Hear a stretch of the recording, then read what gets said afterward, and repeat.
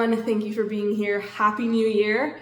Thank you for being here on this journey with me. I hope you've had a great start to the new year, a great end to the last year, and wherever you are, that this journey will be one that brings you joy and change and the person that you've always wanted to be, because you are the one who is going to create it into whatever it becomes, and it is possible because it is your life and you are choosing to make it so. It all begins with a choice and a decision, and I very actively made the decision these past 2 months to prioritize travel and work and being around people, and therefore not the videos, and I apologize. That was how it happened, but I am back and we're going to continue to rewire and refocus. And funny enough, we had to rewire and refocus in the middle of our rewire and refocus journey. We are on this together, and I realized this week that I more than ever needed to come back to myself and to share, because the person that I feel like I'm becoming is that person who I was before this entire past year of change and growth. Now, you may have also been on this huge journey this past year and these past few years, and the journey does not end just yet. We are continuing, and of course, this journey will take our entire lives to become the version of ourselves that we've always wanted to become. Now, with that being said, today we're talking about creating the magic. We want to build a life of fantasy. We gotta slay all these dragons, and we have to learn how to fly within our own lives. Are we gonna sprout wings by the end of this video? Hopefully. And if not, we're at least gonna have the steps to get a little bit closer to the person we've always wanted to be, because at the end of the day, we can see everything in life as a miracle, or that absolutely nothing is a miracle, and it is all about that perspective. Perspective is what gives us our view of life, what gives other people a view on us, and when we start to mold things, when we start to look at it from different perspectives, we can realize that actually what's happening is our own doing, and that we are the ones who can create this beautiful world or this awful world where we're complaining and the victim and upset and hurt and feel resentment towards people in our lives who we feel have taken so much from us. So what we're going to do today is we're going to start with step 1, which is build the fantasy. And there's 3 specific ways we're going to build that fantasy. And it is something that most of us usually wait until a special occasion. And it's going to be wear the pretty dress. Now, dress used to mean just clothes in general, so that's what we're going to use it in that context. Wear the pretty clothes.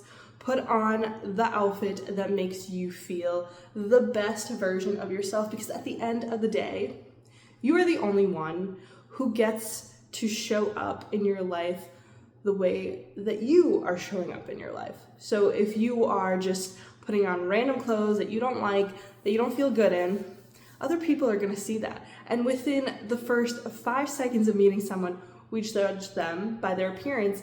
And usually that appearance is molded by a variety of things.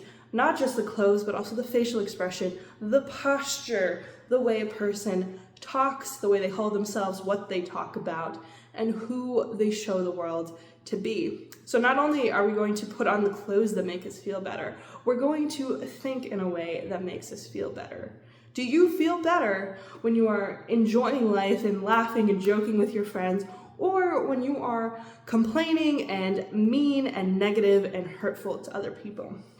And if you have been on the negative side for a long time, you might think that that is actually where you feel better, where you actually feel the best. But that relief of complaining and being hurtful to other people only lasts for a brief second. But when you're laughing, it's a lot easier to look at the lightness in the world. So though you're gonna put on the clothes that first make you on the outside feel better, we're gonna have to bring that energy on the inside. And the outside can lead the inside, and why not? When we're in bed and the alarm goes off and we're just like, I can't do this, what would make you feel better in the next hour? How are you gonna feel in the next hour that is gonna be started by how you feel in that first minute of being awake? is laying there until the next alarm rings, and then you're late, and then you're rushing out the door and you're just pulling on whatever clothes are nearest to you, whether they're clean or dirty or whatever that might be? Which one gives you the greater sense of peace? Or is it the alarm goes off, you wake up and you turn to your partner, or you get out of bed and you go to the bathroom, you're still tired, but you're washing your face, you're brushing your teeth, and you're thinking about the clothes that you want to put on. The way we portray ourselves to the world is how we are portraying ourselves to ourselves. The way we look at life around us is how it's going to reflect back to us. It is going to be a lot easier to look at the good in the world and the brightness if we can exude that from the start. And if we can't do that, then that is always what we're going to tend towards. And especially in the world that we live in now, where the negatives are constantly thrown at us through news, through friends, through the world in general, we still have the power to take back and realize what I look at on Instagram can be difficult, but it can also be good, and I can scroll through and I can enjoy things. So why don't we put on the pretty dress and decide, you know what? I'm going to enjoy this life a little bit more because it's the only one that I get. And I'm going to create a fantasy out of getting in my car, getting my coffee, and getting to work or to the gym or to wherever it is that you're going. Enjoy the life that you're living. Take the time. And that is really what the second one is going to be for this first step is let's start to take our time when we can. Because when we are running out of time, we're stressed, we're mad, we mess up on things. Yesterday, I was ordering something on Amazon and I put it to my home address. I'm not currently at home. I am still traveling for my job. And I was gonna put in the address of the place where I'm staying, and I didn't, and I got really mad because I was like, oh my God, like I already had the address, and it would have taken 2 seconds to double check. And instead I had to wait for the order to get canceled and wait until Amazon like caught up, and I had to make sure the money came back. And it was this entire jumbling of emotions that was unnecessary if I had just taken 2 more seconds to review the address that was going to be sent. And that is the kind of worry that we are constantly forcing ourselves into when we are not realizing that we just need to slow down and to breathe and to take another second, because that 1 second could be the change that we really need. There was an experience that I had when I lived back in Massachusetts. We were gonna go to Salem for Halloween, and a girl and her boyfriend were running across the street. The light had just changed, so the crosswalk sign was no longer on, and the boyfriend had made it on to the sidewalk, and the girl just half a second behind him did not, and a car hit her. Now that is a very vivid image, but neither of these people made it to the location that they were both rushing to. The driver didn't, and that girl did not. I don't know what happened after we made sure that the police and everyone came, but it was really an important moment to watch and just to realize they could have waited 2 more minutes for another light, or half a minute, or whatever it was. And that other driver didn't need to be speeding down where there was a bunch of people celebrating Halloween, running around in costumes, probably not paying attention. And now that is probably a stark way to look at it, but at the end of the day, when we aren't paying attention to the time, to ourselves, we're not paying attention to the people around us. And at the end of the day, is that not why we are here?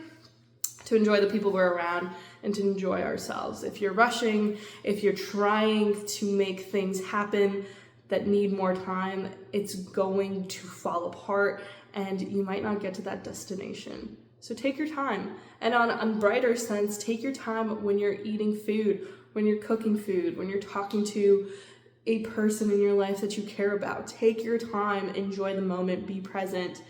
That person will enjoy it much more. You'll enjoy it. You'll probably laugh more and have more fun.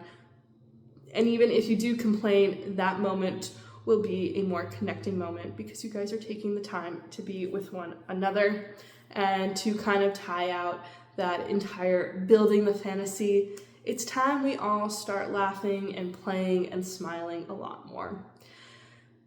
We don't have to be as mad about everything that we are doing in this world.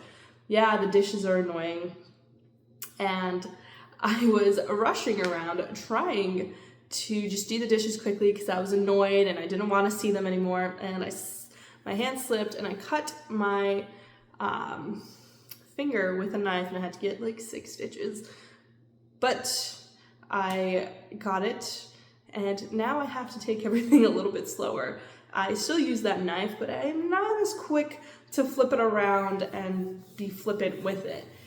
So it just goes to show that this time that we're trying to overcome is going to slow us down in the end anyway, and we have to realize that it's not a big deal. Everything that we're dealing with isn't as crazy and as difficult as we are telling ourselves that it needs to be. We can sit down and enjoy that meal and that person and just laugh and have fun. And I remember one of my favorite years of my life was 10th grade because me and my brother would sit down and just watch comedy shows. That was how we connected. And I think it was like every day or multiple times a week for like months, we would just put on a different comedy show and we would just laugh. And to this day, I still remember that being a core memory of this connection because he had just moved in back from college and we were just able to reconnect, and it was a great time. And comedy was always how we came back to hanging out, and it was one of the reasons why we enjoy each other's company so much, is because we laugh as much as possible and we always try to make jokes out of things even when the conversation gets difficult. So at the end of the day, that magic starts with us being the fantasy. And when you're around people, it's so much more interesting when you're smiling and laughing and you can just easily brush it off. When somebody comes and attacks you and is like, oh, what are you wearing? Or being rude to you, it's so much easier to just brush it off and smile and move on. And when you're not annoyed in the moment as much, and of course this takes time, or it can take time, or it might not, it's so much easier to not dwell on it later on as well. When someone's rude to you in the moment and you just brush it off, you're probably going to be less likely to go back in time and think about it.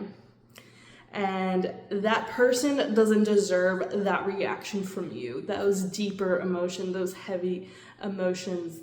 They don't deserve to believe that they could get to you. And they won't unless you allow them to. Don't let them invade your fantasy, your castle, your beautiful, magical life. Don't let these people invade it. Continue to laugh and smile and brush it off and be welcoming. If they don't like you, that's their problem. You like you enjoy your life, and you're building your own fantasy. They can live in whatever kind of world they want to because it's not yours, and you don't have to participate in theirs. So we gotta build that fantasy if we want to create a magical life. Now, this is not my regular notebook, but we'll talk about it one of these days. But we're gonna slay the monsters and remove the villains as our next one. Now, it is a new year, and so many of us have these New Year's resolutions to get into shape, start reading more, start running more, start doing a lot of things more.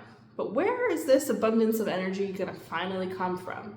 How are you going to feel like cooking multiple times a week or going to the gym when for this past year or however many, you didn't find it? Where can you find it?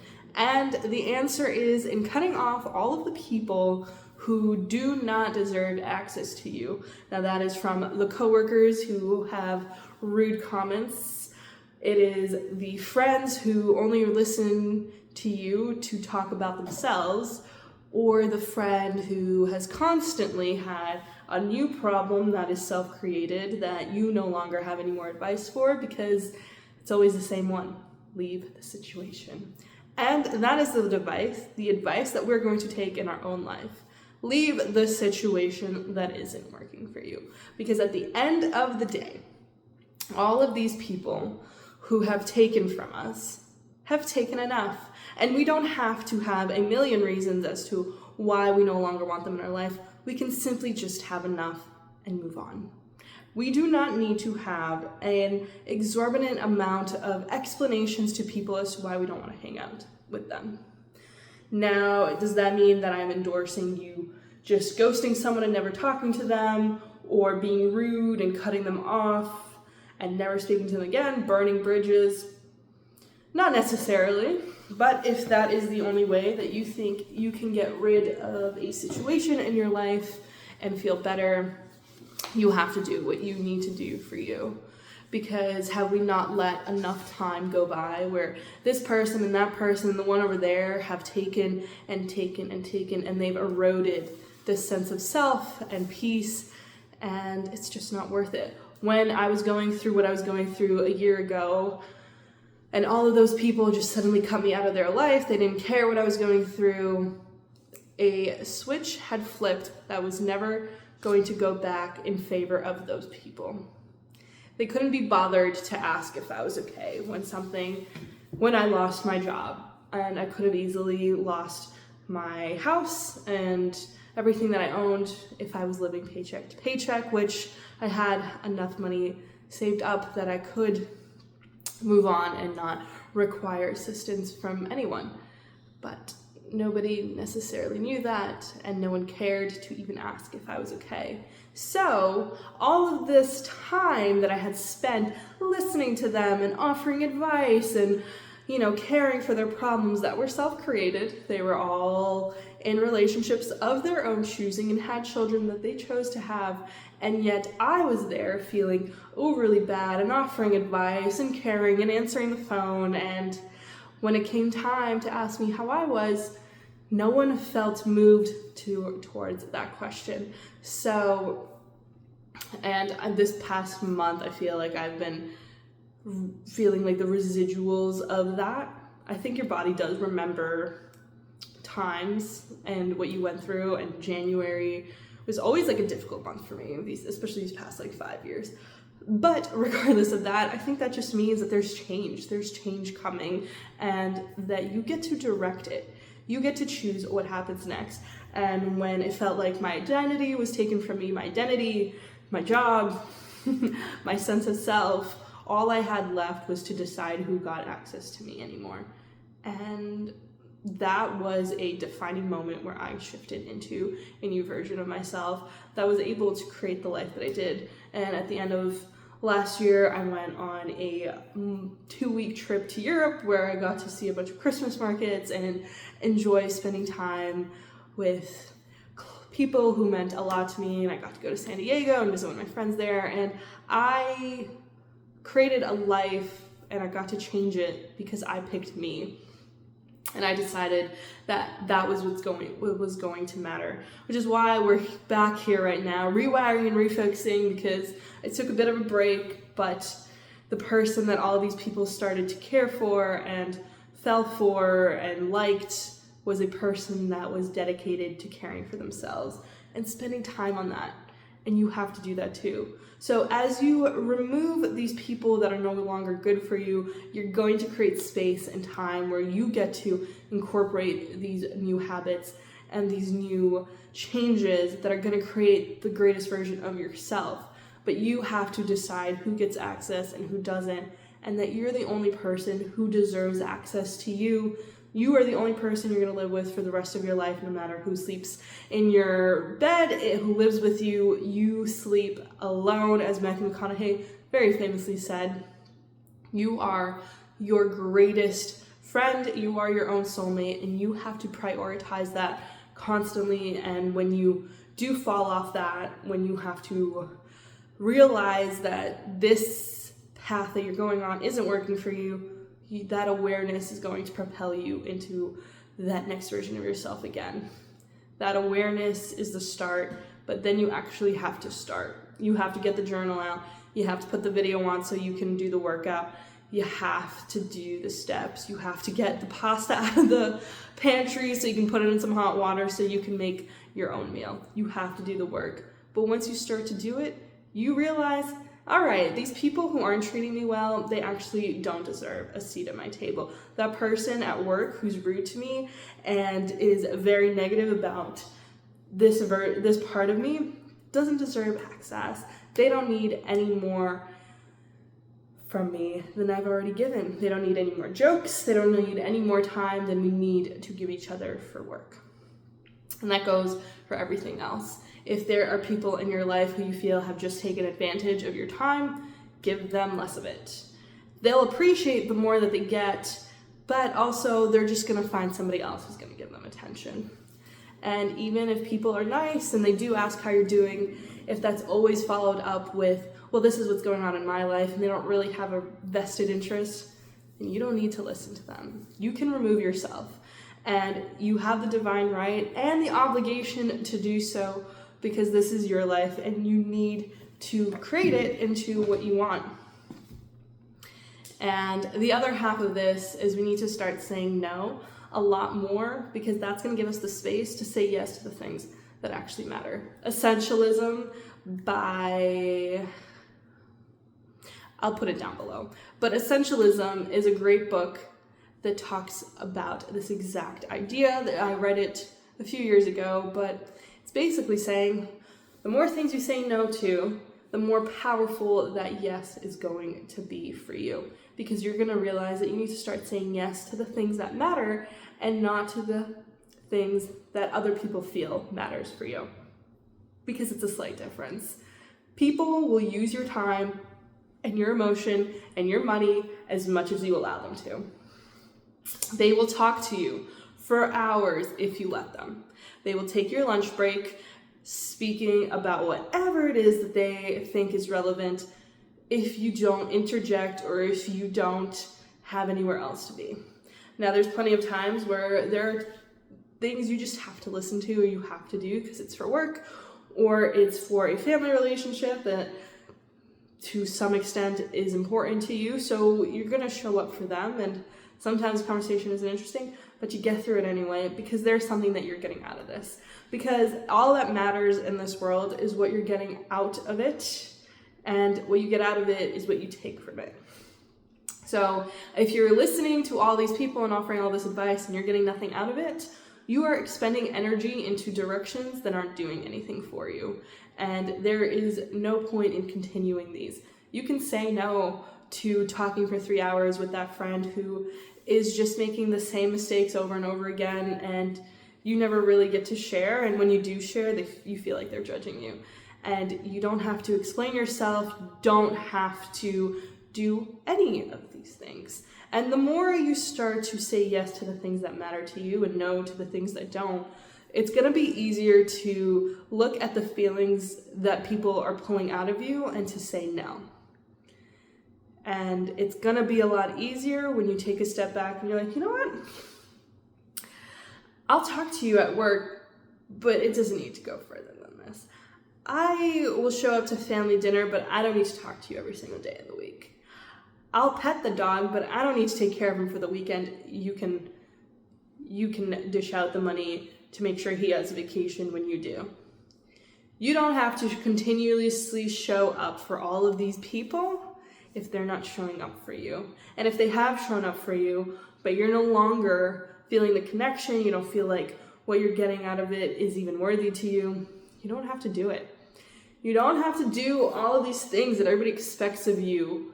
You don't need to make them feel better about your decisions either. You don't need to explain to someone why you're doing the certain things that you're doing, and you shouldn't feel scared to share them either. When I cut my finger, I was supposed to go home the last weekend so that I could hang out with my family, but it didn't make sense to me to drive home over 400 miles to just do that a few days later.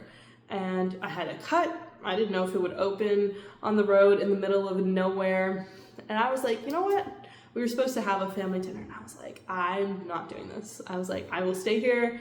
I'll hang out with friends, or I'll stay at a hotel. I don't care. But I'm not making this almost 1,000-mile journey just so that I can have a 2-hour dinner because they miss me. And as much as I love my family and I care about them, I have to make decisions that are right for me. Of course, if I hadn't cut my finger, would I be in a different position? Maybe, But at the end of the day, I have to do what's right for me, and I have to constantly reassess what that is.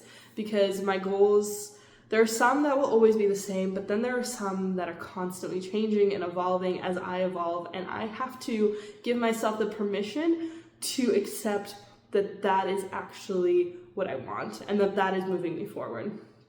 And that I deserve the ability to shift and change with these different experiences.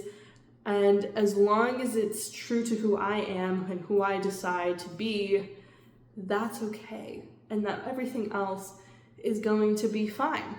And I told them, and they're like, yeah, that makes sense. We'll see you when you get back. I probably won't be back for almost another month.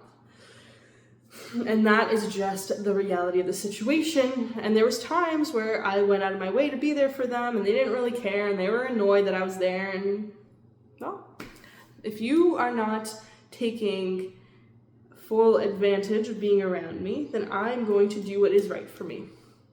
If you think it's annoying, then I'm just going to step back and do what I need to do. Now, that's of course a random example, but our life is filled with these examples. There's a person at work who is constantly in need of something.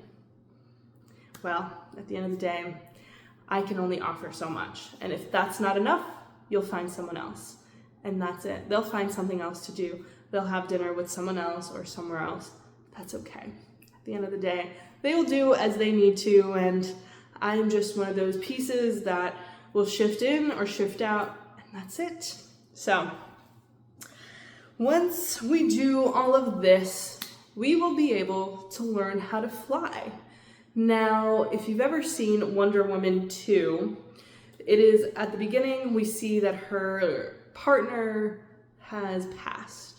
He died because he was human and she's not, and she looks exactly the same, right? Because she is a goddess. And she is so hung up on him, the only thing she wishes she could have is him back in her life. Now, the whole point of this movie is the monkey's paw, where that dream is made true. But in order for her to have him back in her life, she had to exchange something that she loved just as much, and she became human. She had to give up her powers to bring this man back into her life. And as the movie progresses, this continues with a lot of other people, and she has to realize that in order for her to become her true self, to embody all of her power, and not just the power that she once had, she had to let him go. She had to let that past go, because he was in the past. He was no longer alive. And as soon as she did that, she got all of her powers back. But she also learned how to fly. She was able to save the world and have this brand new power. And at the end of the movie, the person who was turned into her, her past partner was a person that she bumps into at the market. Now, we don't know what happens with that storyline, and I don't know if there's going to be another Wonder Woman to explore it, but the point was that she was free. She was able to fly. She was able to create the life she had always wanted and to live out that dream of being this person who helps other people. Now, when we learn how to fly, it is because we have pursued that dream that we've always wanted. It is the dream that has been placed in our heart that we have always fallen back to. It might be being around animals, it might be doing art, it might be something completely different. But it is the thing that you go back to that brings joy to you, that you love doing. Now, this doesn't have to be your pursuit for life. This doesn't have to be the thing that is your job, but there are certain things that you do want to make your life. Goals happen, and that is something that you have to do regardless of what all these other people want. And as we start to filter out all of these actions and emotions and people that aren't serving us, we'll actually have time to look at our dreams and realize what it is that we do or don't want. Because at the end of the day, what it is that we want is completely valid and worth it, but we have to understand what they are and to finally step into that, we have to let go of all of these other things. We have to let go of the past because it is holding us back from that future that we want. And in my own life, once I let go of all those people, I was on planes all the time and traveling and meeting new people and enjoying life. And there was many times where I still had to let go, and it got even better. And the more that I let go, the more space was created for better things. And I want to let go currently of this feeling that I have to be a certain person for other people, that I have to text back, that I have to respond in a timely manner, that I have to be worried about what other people think. I'm still learning to let that go. And I know that once I do, I'll be able to create space for a new version of me that will embody the qualities that I want and allow new people to step into my life that resonate with that are pursuing their own life and their own dreams and who aren't bothered by these things that everybody else is. So life is a constant force of letting go, and there is grief with that, and acceptance is grief, because what we are losing was a version of ourselves, and that's okay. We are meant to get through loss. Even the loss of parents, we are supposed to get through it because everybody else does. Every other animal in the animal kingdom does, and it is not an easy thing, and that is not a grief that goes away, but it is one that you can walk through because we are supposed to. And that grief of letting go will become smaller and smaller as you continue to create the life that you want and the life that I have today. I wouldn't trade for any semblance of the life that I once had.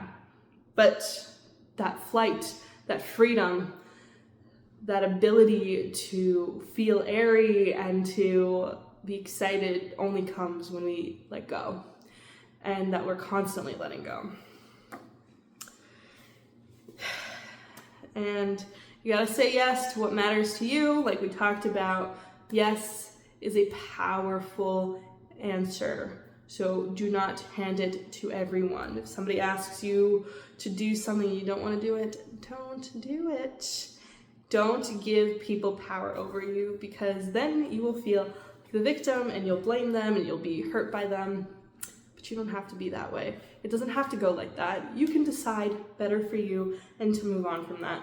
At the end of the day, this is your life. You have to say yes to what matters. Otherwise, people will make you say yes to what matters to them, which may align at times. And hopefully, if this is a partner or a really close friend, that yes does align. But even if that yes doesn't align with them in the moment, you can say no. You don't have to go to every concert and thing that your partner likes or say yes to every lunch with your friend. You can say no. And the people who are there for you and not what you give them will be okay with that. They'll be all right if you miss a few dinners or say yes to things that matter to you that they don't want to go to and you go anyway. Go to that art class. Go to that pottery, go to the ballet class, go do the things that you want to do, whether your friends want to come or not. That's fine. This is your life. If they don't want to, that doesn't mean that you should with staying. If we want to fly into this new world where we're building this fantasy and we're slaying all these monsters and villains, we have to learn to be us. We have to learn to be ourselves and to step into that and to be okay with other people not liking us. Not everyone's gonna like you, and that's okay, because you also don't like everyone that you're around. And there's various reasons as to why you may not like them, and all of them are valid.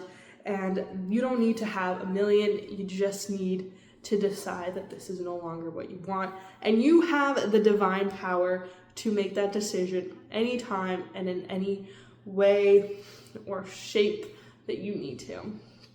Now, if there are people who are involved with that, if you're moving on from a partner, if you're deciding to end a friendship, whatever it is, do it in a way that honors the life that you had with that person. And if it's time to just go, then it's time to just go, because you need to pursue the person that you are relentlessly, because no one's doing it on your behalf. The friend that keeps asking you to listen to them about their work drama or their personal drama, how are they stepping in and doing all the work that you need to do? Are they doing your dishes when you get home? Are they making the food for you?